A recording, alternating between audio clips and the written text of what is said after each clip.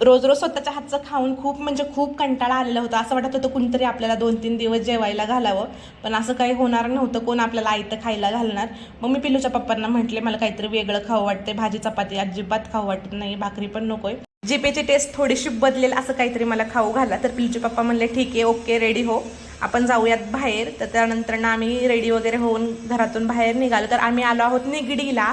निगडीच्या bridge खाली एक चौपाटी आहे. तर मी खूप वेळा गेलेले आहे, पण मी अजूनपर्यंत त्या चौपाटीचं नाव वाचलं नाही. मला पण माहीत नाही त्या चौपाटीचं नाव काय आहे. तर ब्रिज खालीच प्रॉपर चौपाटी आहे. तर नॉनव्हेज तर आम्ही काही खात नाही, अंडी सोडून. तर नॉनव्हेजकडे तर आम्ही भटकलो पण नाही.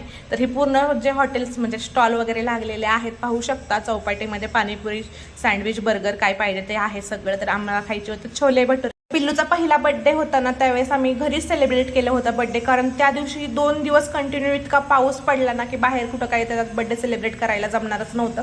मग आम्ही घरीच त्याचा छोटासा बड्डे सेलिब्रेट केला होता. फर्स्ट बड्डे होता त्यावेळेस त्यांच्याकडूनच आम्ही छोले भटुरे ऑर्डर केले होते. एक नंबर टेस्टी छोले भटुरे आहेत. तुम्ही निगडीच्या ब्रिज खाली कधी चौपाटीवरती गेलात तर तुम्ही ह्यांचे छोले भटुरे नक्की ट्राय करा. तर 2 प्लेट छोले भटुरे ऑर्डर केले, पिल्लूसाठी गुलाबजामुन ऑर्डर केले. तर बाकीचे शॉप पण बघू शकता.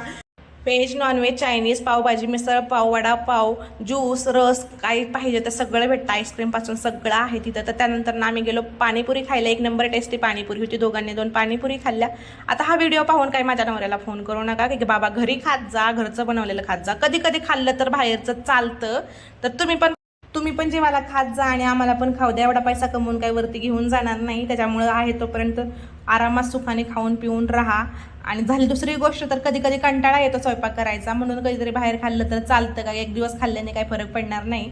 त्यानंतर ना आम्ही आलो तर रस पिण्यासाठी 2 रस ऑर्डर केले, पण एवढा काही खास रस नव्हता. त्यापेक्षा जर रोडच्या साईडला लाकडी घाण्यावरती रस भेटतो ना, तो एक नंबर भारी, झाडाखाली बसून प्यायचं, एकच नंबर भारी फील होतं. तर आजचा व्हिडिओ एवढाच होता. आवडला असेल तर चॅनलला लाईक, शेअर आणि सबस्क्राईब करायला विसरू नका.